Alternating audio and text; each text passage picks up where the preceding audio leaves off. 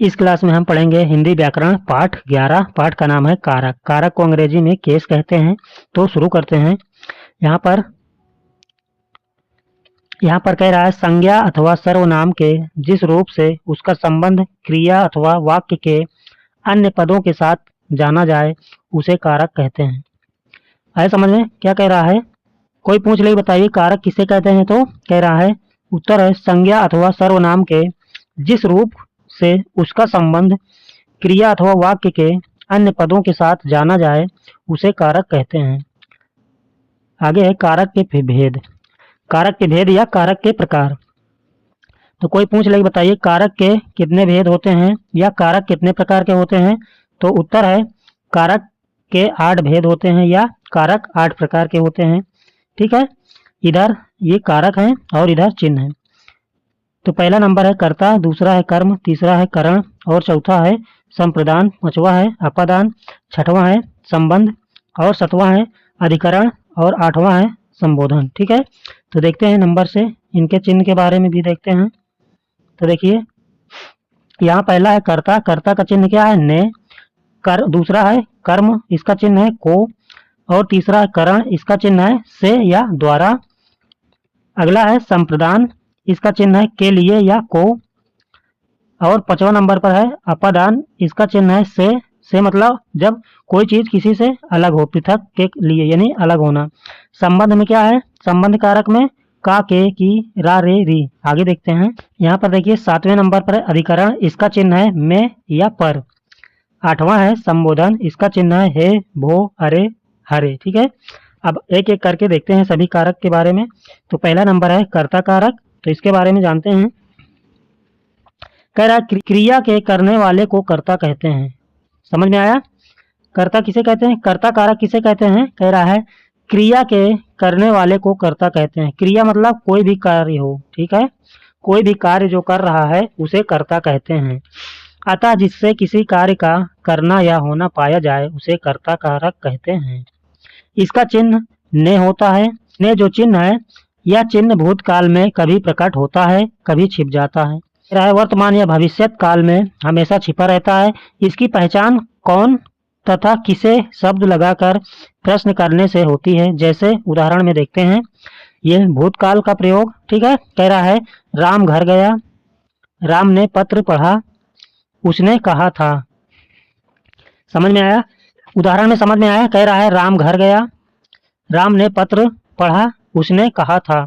यहाँ पर देखिए पहले वाक्य में ने शब्द छिपा हुआ है, दूसरे वाक्य में ने शब्द है और तीसरे में भी ने शब्द है।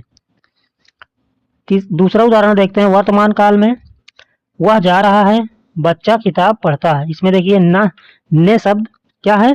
छिपा हुआ है।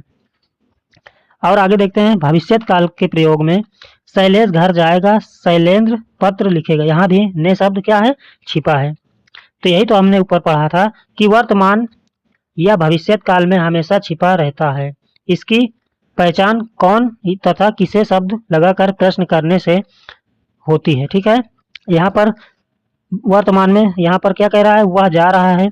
अगर यहाँ पर हमने प्रश्न लगाकर पूछ लिया कौन जा रहा है, तो यहाँ पर कर्ता का पता चल जाएगा। कौन जा रहा है? तो वह मतलब वह पे स्थान पर कोई भी हो सकता है। बच्चा किताब पढ़ता है, यहाँ पर प्रश्न पूछा जाए कि बच्चा क्या पढ़ता है, तो किताब पढ़ता है। समझ में आया? चलिए आगे देखते हैं। दूसरा नंबर पर है कर्म कारक। तो इसके बारे में पढ़ते हैं। जिस व्यक्ति अथवा वस्तु पर क्रिया के व्यापार का फल पड़े वह कर्म कहलाता है। इसका चिन्ह को है। वाक्य में क्या तथा किसको शब्द लगाकर प्रश्न करने पर इसकी पहचान होती है। जैसे उदाहरण आए समझ में। कर्म कारक क्या है? जिस व्यक्ति अथवा वस्तु पर क्रिया के व्यापार का फल पड़े वह कर्म कहलाता है। इसका चिन्ह को होता है। कर्म का चिन्ह क्या है? को है। वाक्य में क्या तथा किसको शब्द लगाकर प्रश्न पूछने पर या करने पर इसकी पहचान होती है। जैसे उदाहरण देखते हैं। पहला उदाहरण है आचार्य ने शिष्य को पढ़ाया। दूसरा है रमेश कुत्ते को मारता है। तीसरा उदाहरण है सुनीता कपड़े धोती है। तो इसमें कौन सा कारक है? इसको पहचानने के लिए यहाँ पर देखिए पहले में प्रश्न पूछा गया आचार्य ने किसको पढ़ाया, यहाँ पर उत्तर निकल के आया अच्छा शिष्य को। तो देखिए यहाँ पर कौन सा कारक है, तो कर्म कारक। यहाँ पर देखिए शिष्य को, यहाँ पर देखिए को आया, तो को किसका चिन्ह है, को है कर्म कारक का चिन्ह। उसी प्रकार दूसरे में आया रमेश किसको मारता है, तो उत्तर में आया कुत्ते को, तो चिन्ह किसका आया, कर्म कारक का, तो यह कर्म कारक है। यहाँ पर सुनीता क्या धोती है, तो कपड़े को। ठीक है, यहाँ पे भी क्या है, कर्म कारक है। अगला कारक देखते हैं। अगला कारक है करण कारक। क्रिया के साधन अथवा माध्यम को प्रकट करने वाला करण कारक कहलाता है। समझ में आया क्या कह रहा है, कह रहा है क्रिया के साधन अथवा माध्यम को प्रकट करने वाला करण कारक होता है। जैसे पहला उदाहरण है रमेश कार से विद्यालय जाता है। दूसरा है मोहन पेंसिल से चित्र बनाता है। तीसरा उदाहरण क्या है, राम ने रावण को बाण से मारा। तो करण कारक का चिन्ह से या द्वारा है। इसकी पहचान के लिए किससे या किसके द्वारा प्रश्न करते हैं तो हमको पता चलता है कि यह करण कारक है। जैसे उदाहरण प्रश्न है रमेश किससे विद्यालय जाता है, तो उत्तर है कार से, यानी यहाँ पर भी क्या है, कौन सा कारक है, तो यहाँ करण कारक है। अगला प्रश्न पूछने पर मोहन किससे चित्र बनाता है, तो उत्तर है पेंसिल से, तो यहाँ भी क्या है, करण कारक है। अगला प्रश्न करने पर राम ने रावण को किससे मारा, बाण से, तो यहाँ पर भी करण कारक है। ठीक है, अगला कारक पढ़ते हैं संप्रदान कारक। जिससे हेतु या उद्देश्य का बोध हो अथवा जिसके लिए क्रिया की जाती है उसे संप्रदान कारक कहते हैं। इसका चिन्ह को के लिए है। जैसे उदाहरण में है, पहला है वह स्नान करने के लिए नदी गया। दूसरा है मैं पढ़ने जाता हूँ। तीसरा है तुम बच्चों के लिए खिलौने लाओगे। यहाँ पर क्या है, संप्रदान कारक की पहचान के लिए क्यों तथा किसके लिए शब्द लगाकर प्रश्न पूछने पर संप्रदान कारक का पहचान होता है। जैसे उदाहरण में पहला प्रश्न करने पर वह नदी क्यों गया या क्या करने गया। ठीक है, तो उत्तर है स्नान करने गया, तो यहाँ पर क्या है, संप्रदान कारक।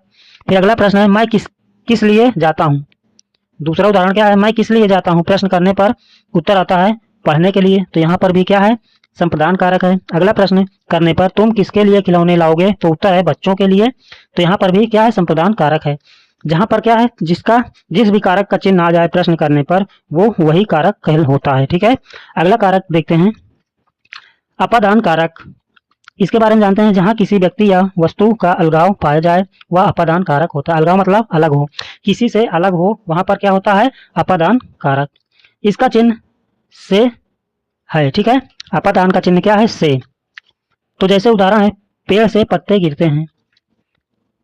ठीक है, तो यहाँ पर कह रहा है यहाँ पत्तों का अलगाव किससे होता है, अलगाव मतलब पृथकता या जुदाई किससे होता है, पेड़ से होने के कारण अपादान कारक हुआ। अपादान कारक के निम्नलिखित आधार होते हैं, देखते हैं इनके बारे में।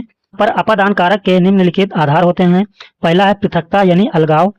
पृथकता या अलगाव, जैसे उदाहरण है मैं दिल्ली से आ रहा हूँ, तो यहाँ मैं क्या है, दिल्ली से अलग हो रहा है। ठीक है, फिर दूसरा है वह विद्यालय से घर आया, यानी यहाँ पर वह जो है विद्यालय से अलग हुआ। दूसरा उत्पत्ति के आधार पर क्या है, गंगा हिमालय से निकलती है। यहाँ पर भी देखिए गंगा किससे अलग हो रही है, हिमालय से। यहाँ पर अहंकार से घृणा पैदा होती है, तो अहंकार से क्या निकल रहा है, घृणा। ठीक है, तो घृणा भी क्या है, अहंकार से अलग हो रही है। उसी प्रकार दूसरा है भय। भय मतलब डर। बच्चा शेर से डरता है, यहाँ पर भी। दूसरा है वह सांप से डरता है। ठीक है, यहाँ पर उत्पत्ति का मतलब क्या है, किसी से पैदा होना। ठीक है, आगे देखते हैं। अगला है घ नंबर रक्षा। इससे दुष्टों से हमें बचाओ, शेर से रक्षा करो। अगला है लज्जा। लज्जा मतलब शर्म करना। बहू ससुर से लजाती है, बाला बड़ों से शर्माती है। अगला है सीखना। शिष्य आचार्य से वेद सीखता है, छात्र शास्त्री जी से संस्कृत सीखता है। अगला है घृणा। पापी से सभी घृणा करते हैं, मेरी नजरों से दूर हो जाओ। तुलना। अगला क्या है, तुलना करना। राम श्याम से अधिक शांत स्वभाव का है, लक्ष्मण राम से अधिक क्रोधी है। ठीक है, देखते हैं अगला कारक। 6वां नंबर पर है संबंध कारक।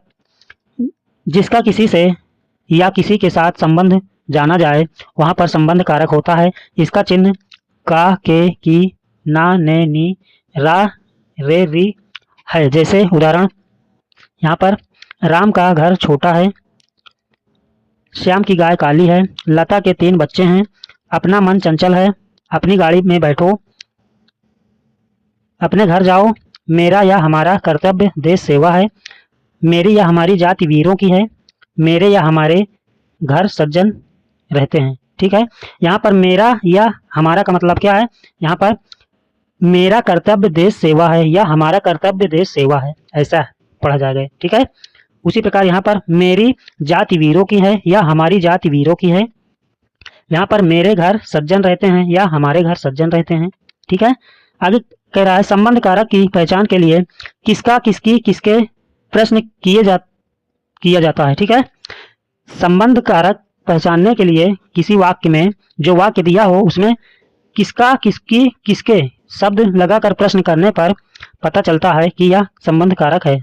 आगे देखते हैं, प्रश्न है किसका घर छोटा है। यहाँ पर देखिए ये क्या है, राम का घर छोटा है, तो यहाँ प्रश्न पूछा जाता है किसका घर छोटा है, तो उत्तर आता है राम का। तो यहाँ पर संबंध क्या है, राम से है। किससे संबंध है, घर से। तो उसी प्रकार दूसरा प्रश्न है किसकी गाय काली है, तो श्याम की। तो यहाँ किससे संबंध है, गाय से संबंध है। किसका संबंध है, श्याम का। ठीक है, फिर उसी प्रकार कह रहा है उसी प्रकार अन्य वाक्यों में कारक भेद की पहचान की जा सकती है, यानी इसी प्रकार प्रश्न पूछकर कारक की पहचान कर सकते हैं। अगला देखते हैं अधिकरण कारक, यानी 7वां नंबर है, 7वां कारक है अधिकरण कारक। इसके बारे में जानते हैं। क्रिया का आधार अधिकरण कहलाता है, अर्थात जिन शब्दों से क्रिया के आधार का बोध हो वह अधिकरण कारक कहलाता है। अधिकरण का चिन्ह में पर है। जैसे यहाँ पर समझ में आया क्या कह रहा है, कह रहा है क्रिया का आधार अधिकरण कहलाता है, अर्थात जिन शब्दों से क्रिया के आधार का बोध हो वह अधिकरण कारक कहलाता है। इसका चिन्ह है में पर। तो उदाहरण देखते हैं, जैसे राजू छत पर पतंग उड़ा रहा है। दूसरा उदाहरण है घोड़ा मैदान में घास चरता है। तीसरा उदाहरण है किताब मेज पर रखी है। यहाँ पर कह रहा है कि अधिकरण की पहचान के लिए कहाँ, किसमें तथा किस पर प्रश्न किया जाता है तो उत्तर मिलता है। ठीक है, जैसे उदाहरण यहाँ पर कह रहा है राजू कहाँ या किस पर पतंग उड़ा रहा है। ठीक है, ऐसे प्रश्न पूछ लिया जाए। ये जैसे दिया गया राजू छत पर पतंग उड़ा रहा है, यहाँ पर कारक पता करने के लिए प्रश्न किया जाए कि राजू कहाँ या किस पर पतंग उड़ा रहा है। राजू कहाँ पतंग उड़ा रहा है या राजू किस पर पतंग उड़ा रहा है, तो उत्तर आता है छत पर। ठीक है, तो यहाँ पर कौन सा कारक है, अधिकरण कारक। उसी प्रकार दूसरा उदाहरण है घोड़ा मैदान में घास चरता है। यहाँ कारक पता करने के लिए प्रश्न किया जा रहा है घोड़ा कहाँ घास चरता है। ठीक है, घोड़ा कहाँ घास चरता है, तो उत्तर आएगा घोड़ा मैदान में घास चरता है। तो यहाँ पर भी अधिकरण कारक है। उसी प्रकार अगला है किताब मेज पर रखी है।